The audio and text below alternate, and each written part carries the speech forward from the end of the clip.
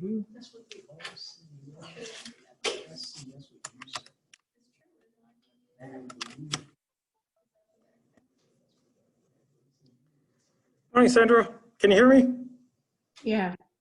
Okay, I'm going to try doing something new. Maybe, maybe not.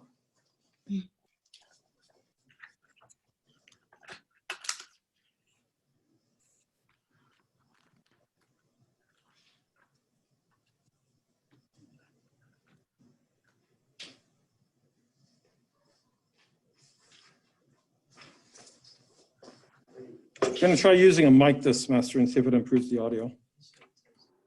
Maybe. And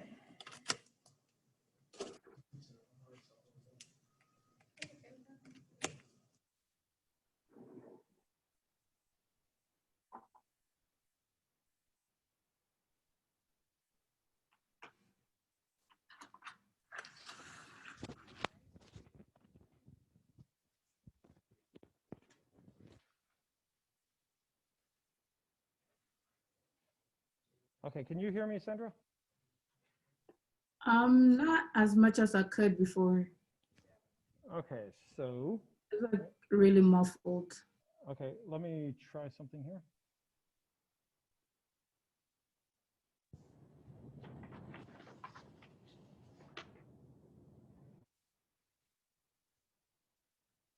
How about now? Is it better? Nah, before I could hear you better. Now I can't. No, you can't. Okay, let's try this again. You sound very far away. It turns out I am. I'm actually in the North Pole. Okay, so I'm going to just, I don't want to waste time, so I will unplug this here and go back to here. Now I can hear you. Now you can hear me? Yeah, I can now. Okay. Okay, so much for the technology. Okay. And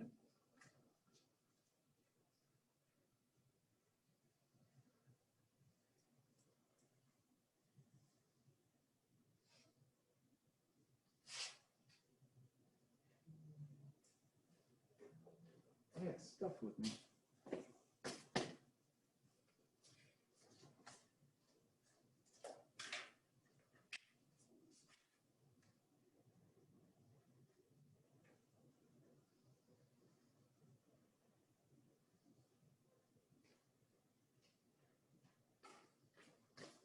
okay. This recording, and let's go like this. And we need coffee. Okay, we're ready to go. Okay, so good morning, welcome back. Let's see, you're the only new person here, so my name is Roger Laux. My office is right across the hall. Okay. Okay, let's start. So lab is going to be a little bit different this semester. It's going to be a combination of kind of real labs, and then a combination also of lecture, and sometimes a lecture lab. Other than that, it's the same semester. Okay, you do have homework. It's due tomorrow. It's actually on campus. So there's two problems. As far as the book goes, we're using the same book as last semester. And then I'll photocopy the page so you can get access to this. The same rules as last semester. The homework is due at the beginning of class, not after, but at the beginning. Any questions? Okay, so let's continue. Okay, so if we look at physics here. Okay, so last semester, what did we say? We said physics is the fundamental study of the laws of nature. It was the study of the fundamental laws of nature. This, and that's looking okay, good. And remember how we broke physics up into two big groups? We have classical physics.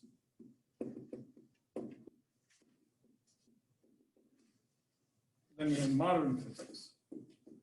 We said modern physics is really quantum mechanics.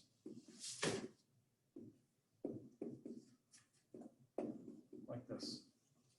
And what did we spend all the time with last semester? What was Physics 111?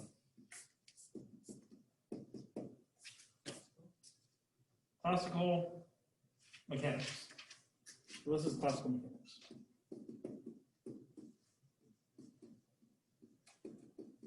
Okay. If it wasn't for some other things, we would have also gotten wave phenomenon in here too. So that went to the base because of the compressed semester. So this is what we did last semester. Okay, but what are some other areas of classical physics that we have? We mentioned them at the very beginning of class. So we have, okay, so I'll say sound waves.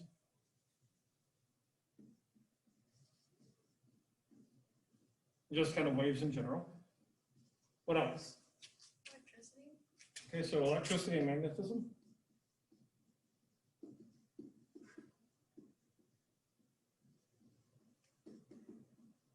What else?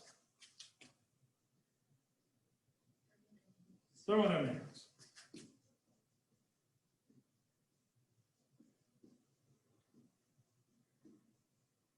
And then we could also say optics, things like this. What are we going to do in this semester? In physics. 112, we're going to put these guys here. With this one here, not so much. It's going to be more like the waves part instead of it's going to tie in well with the optics part. And then we're going to get a little baby. We're going to get kind of an introductory theory here too. So over here, we're going to do some kind of elementary quantum mechanics.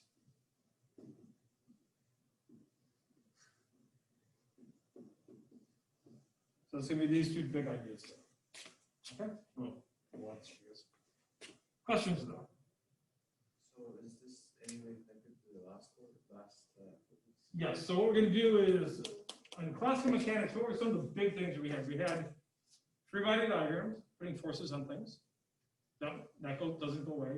And then we had the conservation laws. What were the three conservation laws we had? Conservation of energy. Linear momentum. I'll say inertia, but I feel like it's wrong. Correct, it is wrong. It's like angular. Angular momentum. Yeah. So there are the three conservation laws.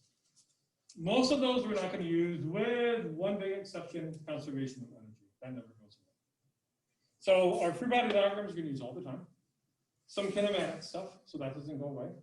And then conservation of energy is just you don't do anything in physics without conservation of energy. And all the stuff with adding vectors. The vector stuff doesn't go away as well. That make sense? Questions? So that said, we're going to start actually with thermo. That's going to be the first topic we do. I wasn't going to do this, but then I talked to Peter's chemistry teachers, and it turns out Peter doesn't want thermodynamics. So I decided to actually start there and make it really, really complicated and hard for Peter. Okay, makes sense? No, this is just naturally with the questions. Okay? So let's start.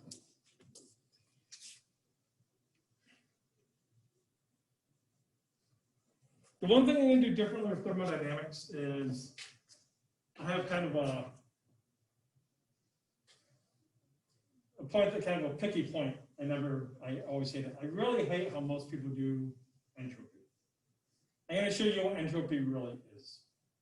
And limits of problems we can do a little bit, but I want to show you what entropy really is, why people say it's chaos or disorder or randomness. I want to show you why, because it's not really, but there's a reason why you can use that to think about entropy. And then I want to show you what the second law is, because normally the second law comes about is just no one gets the second law. They normally never do the second law correctly. I want to show you where the second law comes from. And so there's going to be some things they don't do in the book, but it's kind of a fine point that really gets me. So I'm going to show you how to do that, how to do it correctly.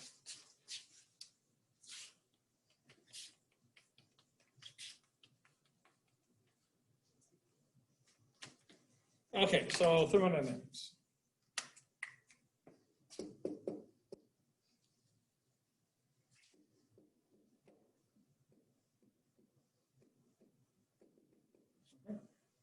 So what do you do in thermodynamics?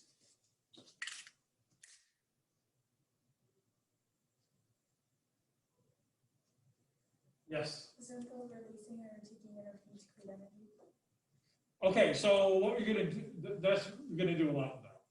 So in other words, we're gonna talk about heat, going into something and out of something. But when we say heat, what do we really mean? We mean energy, exactly. So we're gonna take energy, we're gonna move it into an object, and we're gonna find out how the temperature changes. Or we might have one object at one temperature, another object at another temperature, let them touch. And then they're gonna come to some final temperature. We're gonna look at how energy basically flows into something and then out of something. And then what happens to the kind of the equation of state, the temperature and stuff like this.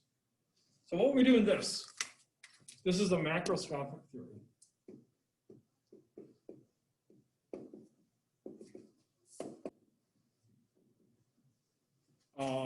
For dealing with energy flows in and out of materials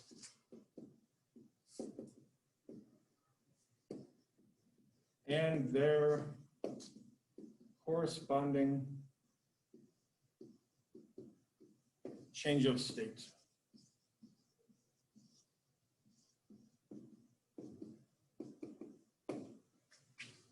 By this, maybe it goes through a phase change, maybe it changes temperature. It can do a lot of things like this by changing state. It can get hotter, it can get colder, it might go to a liquid, it might go to a gas, depends on what you do. Okay? Don't worry too much about the word microscopic. When I show you what entropy really is, I'll come back to this point. But right now, it's going to be, don't worry, don't put too lot of worrying about what it means to be microscopic. In physics, if you're a physicist, what we do, you'd actually take a course called statistical mechanics, especially looking at the microscopic reason of why thermodynamics works. And it's absolutely amazing. It makes almost no assumptions, and what you can do with it is phenomenal. Comes in a couple prices, but it's amazing. Okay? So, we have some words here. So let's ask, what is heat? Okay, so heat is, by definition, it's energy that you put into a material or out of a material. So it's going to be energy. So any energy added or removed from a material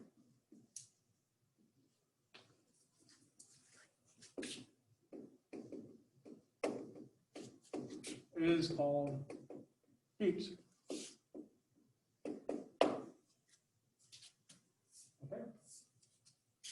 Since heat starts with the letter H, we use the symbol Q for heat. A little joke, but actually we do. In fact, I actually put a word in here, delta Q.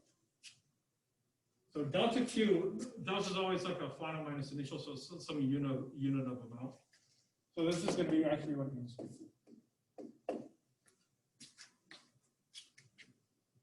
And all it is basically energy in or out of material.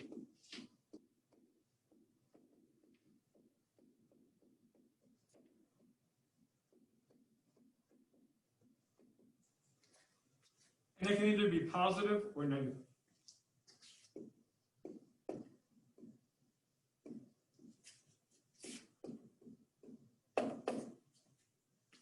And this varies from author to author.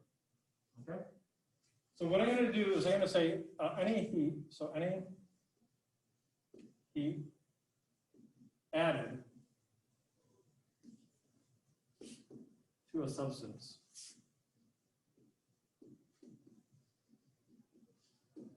is positive.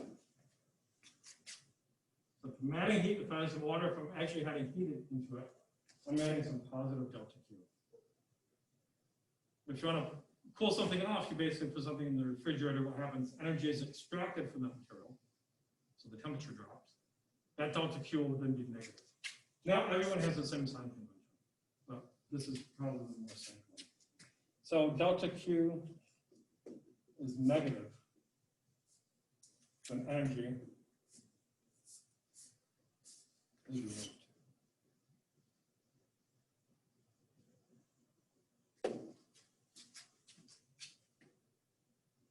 Okay?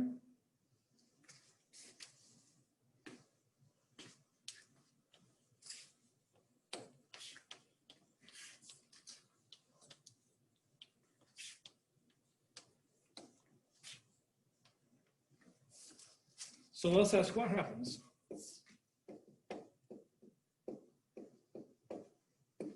when we add heat to a material.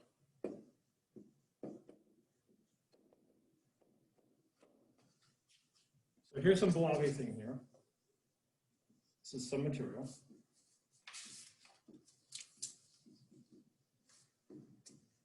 And you're going to add amount delta Q to this. Okay, so what happens if you add delta Q to a material? It heats up. So what we're going to do, we're going to actually measure a temperature change. We're going to call that delta T.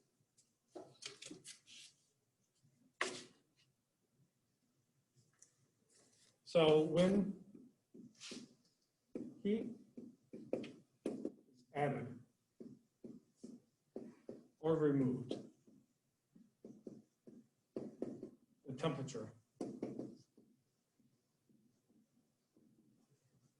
changes. Okay, I haven't really defined what temperature is yet.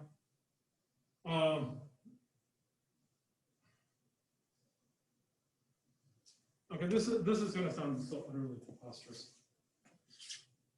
If you take a course I told you about statistical mechanics, if you actually take it, if you're in physics, you find out what temperature and all these things really are, and your head just starts spinning when you find out what temperature really is. What we're going to say that temperature is going to be a measure of basically thermal, basically motion of the material. So if something is really, really hot, we're going to imagine the particles under is moving kind of more rapidly. To be connected with kinetic energy of the material. It turns out temperature is a lot more than that, but we can't get into it in this course. Okay, so temperature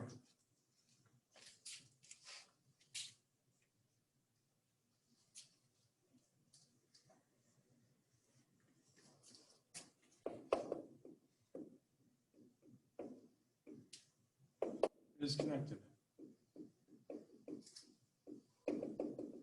with the thermal motion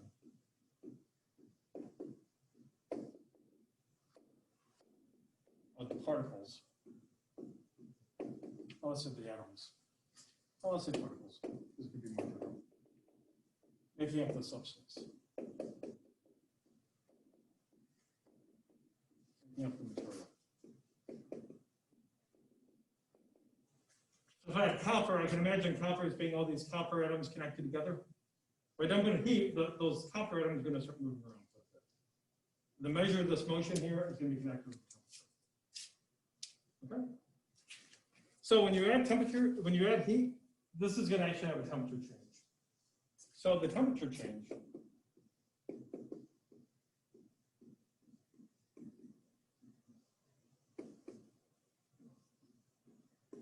of a substance is delta T.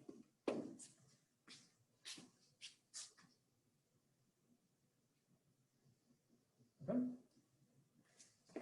Questions so far?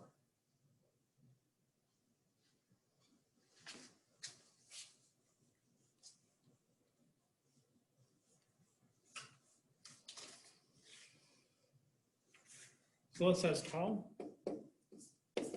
is delta T related to delta Q? You tell me. What would you guess? So here's a material. I'm going to add delta Q to it. And I want to know what is this directly proportional to.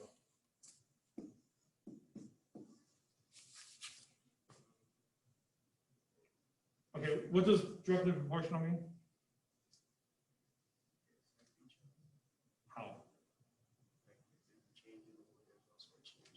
by the same amount. So what would you guess for this?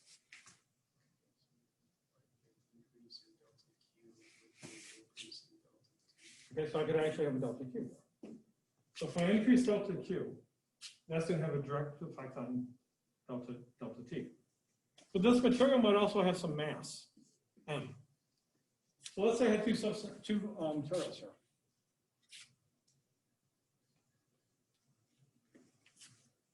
So this will be some M1. This is the same material.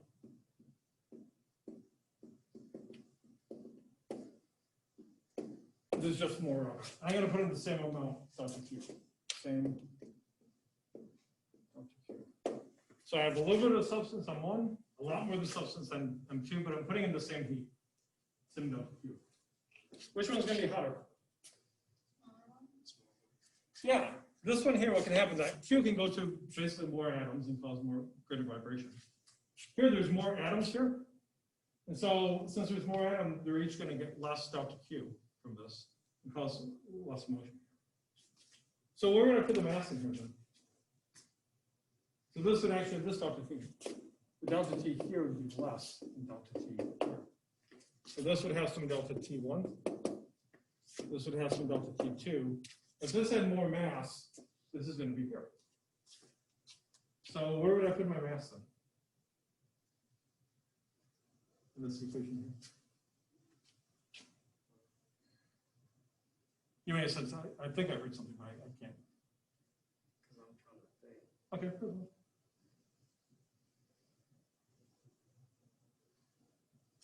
I have two choices here. I can put it here, or I can put it here. Which one do you want? Yeah, you want it down here. Right? If you have it down here with the mass gets bigger, this is going to be smaller. That make sense?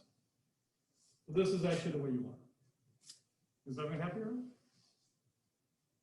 what I'm going to do is I'm going to take the M over here on this side here.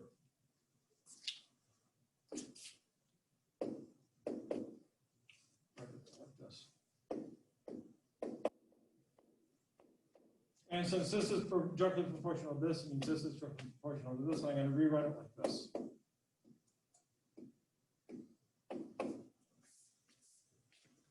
Okay, we've seen this before. If you have two things directly proportional, how do you make them an equality? You look like you have a question. Good question. Are Yep. those the same? Yeah, these are the same. So if I'm saying this product is directly proportional to this, that's the same thing as saying this is directly proportional to this. I can read it out the way.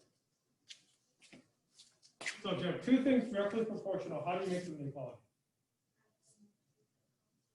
You have to include a multiplicative constant, exactly. So to make this an equality, we need basically some multiplicative constant.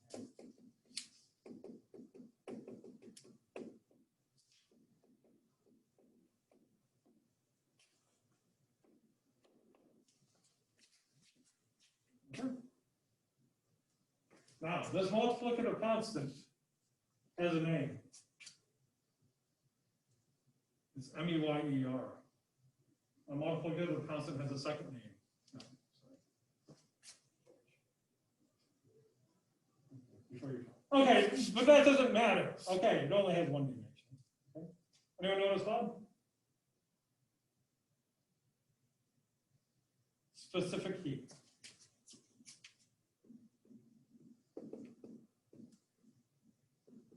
You use basically C. This is a lowercase c.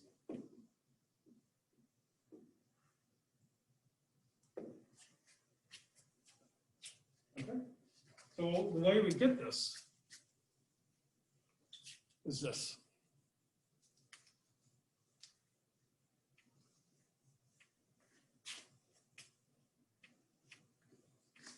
We have delta Q equals MC delta T. Okay. Now, okay, what do brackets mean again? Yeah, so again, units. Always put brackets for units, so this means units. You tell me what the units for C would be. Kelvin? Mm-hmm. Wait, that's not SPI. Mm-hmm. Celsius. Mm-hmm. Okay. I don't like the joules per kilogram. Mm-hmm.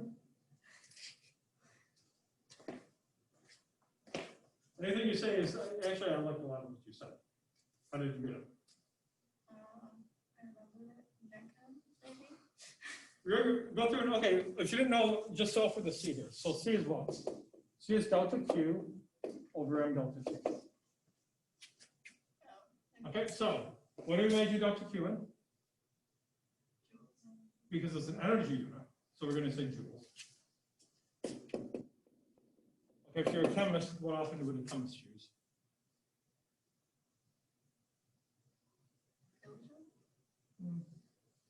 Often they'll use a calorie. Don't use calorie. But you might have to end up using calorie at some point. But I'll get to that later on. So we'll have a joule here. So you measure mass in? Okay. Okay, now what do you measure a change in temperature?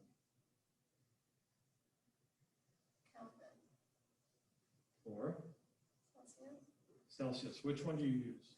Okay, so do you measure delta T in Celsius or delta T in kilograms? I'm going to give you a hint here. It's actually a trick question.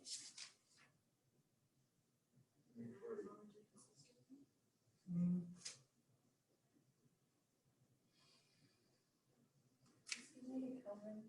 What? Isn't it Kelvin and you like minus like 217 or something? Okay, let's go through. Okay, so let's look at delta T. Let's look at delta T in Kelvin and in Celsius. Okay. This is a good thing. This is actually nice to know. I'm going to give you what the answer is. Turns out they're the same. So delta T in Celsius equals delta T in Kelvin. But T in Celsius is not equal to T in Kelvin. Can you tell me why?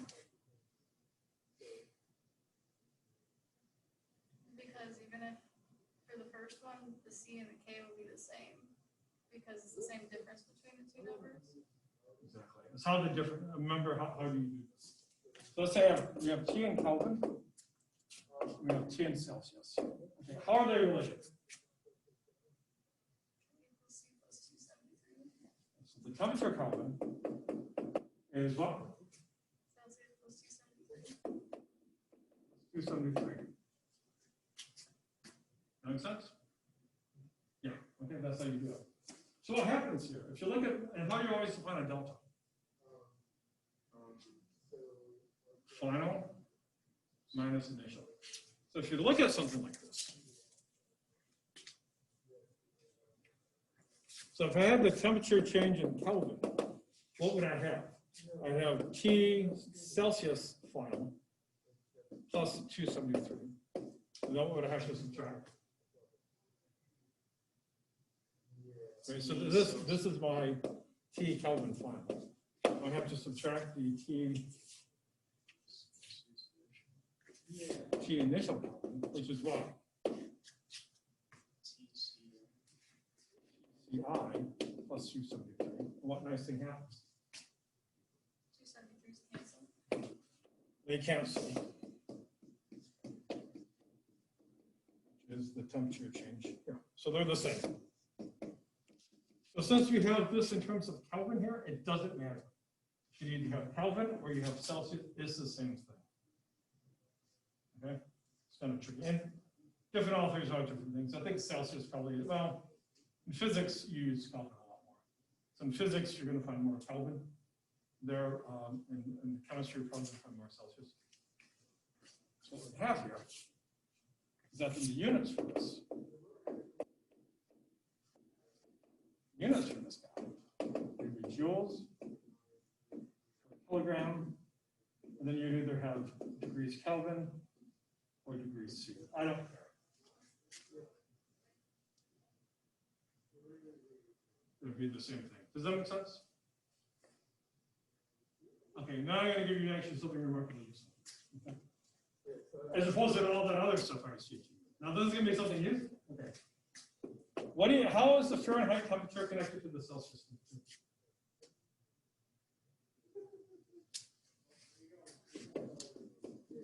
How do you do that? So for example, you're in Europe and you turn on the news and it says it's going to be 15 degrees Celsius. You put on a sweater. You put on shorts and run around. There's a dumb way to know this, but you have to know the conversion. So how are these connected? What's the formal definition for the conversion? Take the Celsius temperature, and what do you do to it? Multiply it by 9/5 plus It's 30-something, right? 32. That's what I was thinking. That's the formal conversion factor. Now, here's the really useful thing. 9/5 is approximately what? 2. 32 is approximately 30. Right? So give me the dumb way. If it's 15 degrees Celsius approximately, what is it Celsius? You double 15, giving 30. You'd add another 30 to that. So it's going to be something under, 60 degrees. So like, it kind of depends. So it's going to be something under 60 degrees Fahrenheit. That can be useful. If it's minus 5 degrees Celsius, approximately what is it? Fahrenheit. 20. Because if you had minus 5 times 2 is minus 10. Minus 10 plus 30 would be then would be about 20 degrees Fahrenheit. Kind of a useful thing to know. Double it, add 30. It's going to be in the bowl. I will tell you at least whether to put on the folders for that. Well, shorts for this. Questions? Okay. What can we do with this?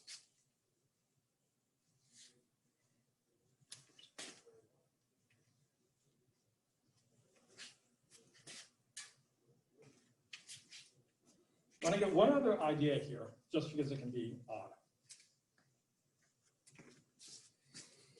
Just note, sometimes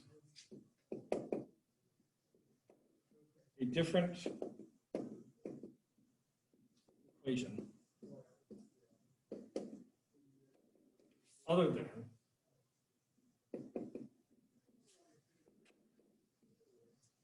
delta Q equals MC delta T is used.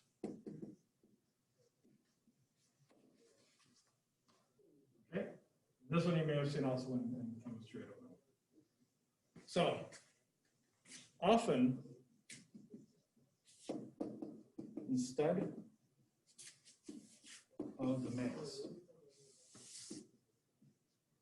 instead of the M, instead of the mass, the amount of the substance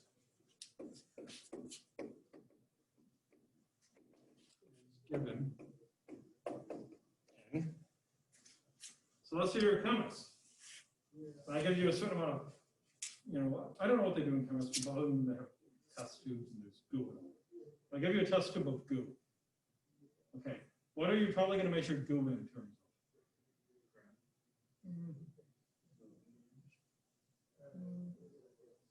What do chemists always give you? Moles. Okay. Give it in terms of moles. You can always use a simple N for that.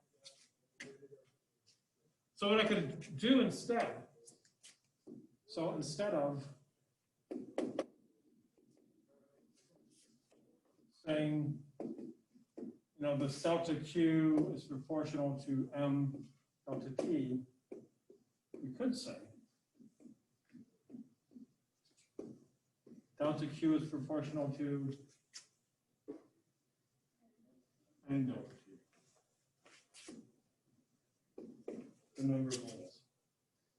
Yeah, but if you have two things directly proportional, how do we make them an equality?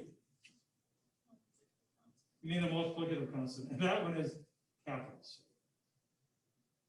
So what we're going to do, we're going to say delta Q equals multiplicative constant.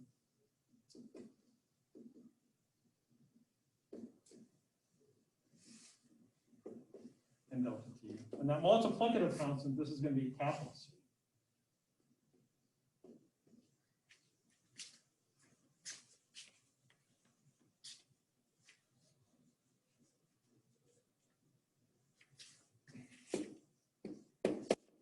And capital C delta T.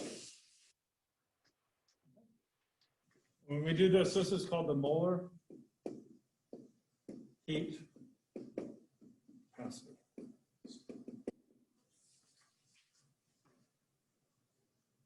Okay? So heat capacity, molar heat capacity, they're measuring the same type of thing. Just one is measuring things in terms of kilograms, the other is measuring things in terms of moles. Depends on what you do. It's the same idea. Does that make sense? Now let's talk about what that C measures, and then we're going to do some things with it. So, what does C or C measure? In other words, let's say I have two substances here.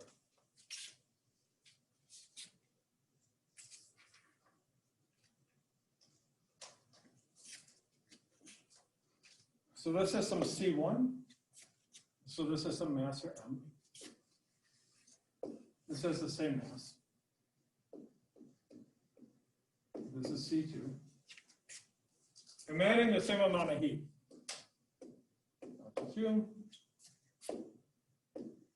This is the same delta Q. Well, all I know is that C1 is greater than C2. Everything else is the same. So I have two materials. C1 here is greater than C2. They're the same mass. I dump in the same amount of heat. The question is, this will change by some T1. This will change by some T2. Which is bigger? Which is smaller? And why?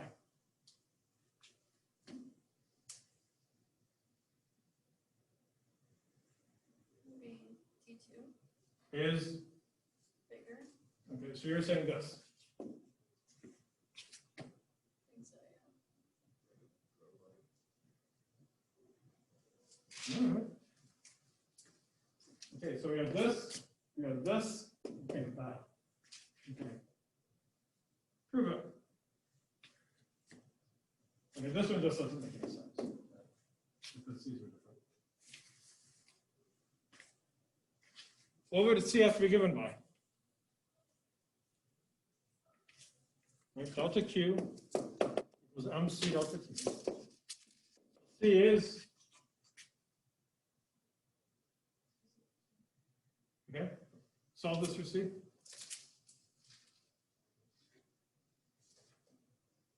Delta Q over M delta T. Delta Q over M. Actually, I don't want to do this. So. Neglect that. Sorry. Okay. Solve for delta T. Sorry about that.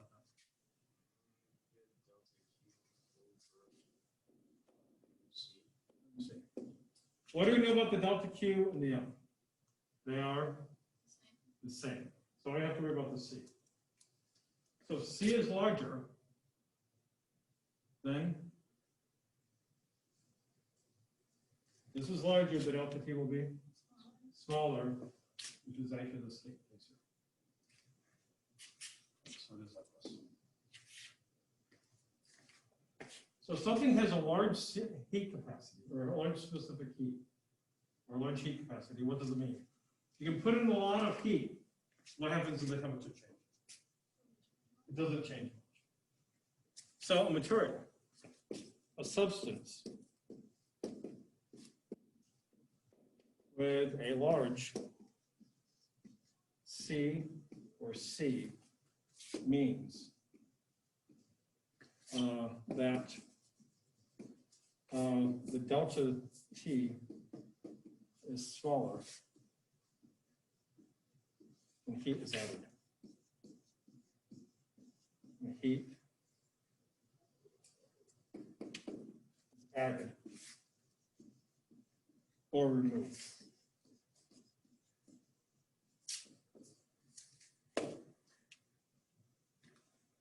So if you're doing atmospheric science and stuff like this, or let's say you want to look at these climate change models and stuff like this, often you worry a lot more about changes in the ocean temperature than changes in the air. Why?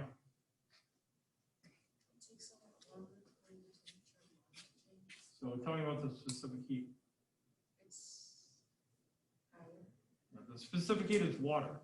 Is actually the specific heat of water is larger than the specific heat of land. So it means that if you're getting a temperature change in the ocean, it means a lot more heat is being involved. And that's why people are trying to measure ocean temperatures. A lot of the computer models for climate change and anything like this, you can't really do that unless you really put in the oceans. And so there's a huge effort to basically measure ocean temperatures. Well, these really neat devices. Do you know how they work? It's really cool. They basically have these, so here's the ocean. You have these devices, and they basically, they take on water, and then they just sink like this. And as they sink, they measure the temperature down. And at some point, too, they kind of pump out the water, so then they start rising like this. They go back up to the surface, transmit their data to a satellite, and then they just go back down again like this. And so they just track the ocean currents. And so there's all these devices throughout the, I don't know how. But all they're doing is just go up and down with time. Making the change in temperature like this versus time. So we're getting this data. So it's going to take a long time. Sample. That's a very clever device. Isn't it like become mutually voted? What? Is it like electronic? The way No, the actual thing will, what they do is it basically depends on, it pumps air in and out of it, and that changes in the weight of it. So it just, that's what we do with it. Yep. So delta Q is the heat we're adding. Or removing C is the specific. of the material, or heat capacity, depending on whether it's little c or big C. Delta T is your temperature change. Oh, Does that make sense? Okay. So let's say I have a metal or wood. So I have a piece of metal, I have a piece of wood. Which one would have a larger heat capacity? Wood. You can put a lot of heat in wood, and it doesn't really get really hot. What do you notice about a stove? If you have, let's say you have like an iron, let's say like a cast iron skillet. What do? You put it on there, you turn on the heat, and it doesn't take long at all for that handle to get, will burn your hand very rapidly. The metal has a very low specific heat, which means that the temperature changes actually quite rapidly. Okay. Questions? Yes. Yes, all those things come in. Actually, what it is the conductivity actually helps to determine the heat capacity. So the conductivity is connected then with a lot of quantum mechanical properties. So what you can do, you can use quantum mechanics to calculate those properties and then ultimately start calculating things like specific heat. And people do that. We're going to do some of that. We'll get some of that. Questions? Okay, so what do we want to, let's set up, so the homework tonight that is due tomorrow before class begins is going to be basically where you're just going to take this equation here and you're going to be adding heat and then, I think you add heat and that has temperature changes. You're just going to manipulate this equation. Is that nothing really complicated? I didn't want to destroy you with something complicated on the first day. I thought that I don't mind being a little cruel.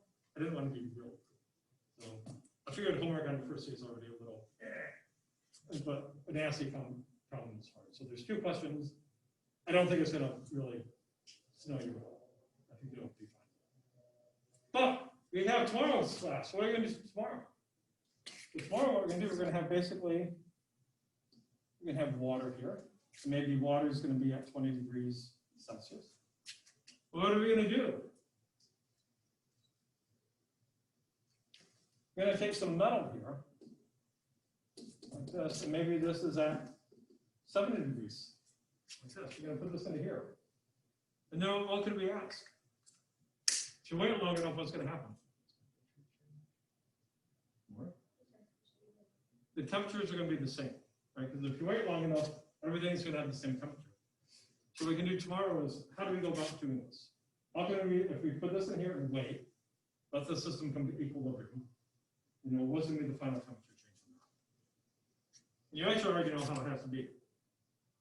Why would this get hot and why would this be cold? Why does this get hot or warm up? You're adding the energy from this part of it into here. Why does this get colder? It's releasing energy. So how are we going to solve the problem? The energy gained by this, so you put the energy lost by that. Done. We're going to set this up and it's going to pop out. Just so you know, these equations don't make a mistake with them. It turns out that if you make a mistake with these, they're remarkable.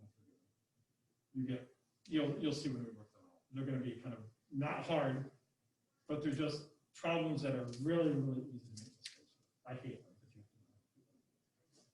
Okay. Then eventually what we're going to do, we're going to put in an ice cube. Well, what's the difference if we put it in an ice cube? What happens with ice eventually? It's going to melt. So you'd have to put in a phase change. So you'd have to ask what happens when something goes through a phase change. So not just a temperature change, but a phase change. And we're going to see how that's all connected. Okay? Does that make sense? Have a great day.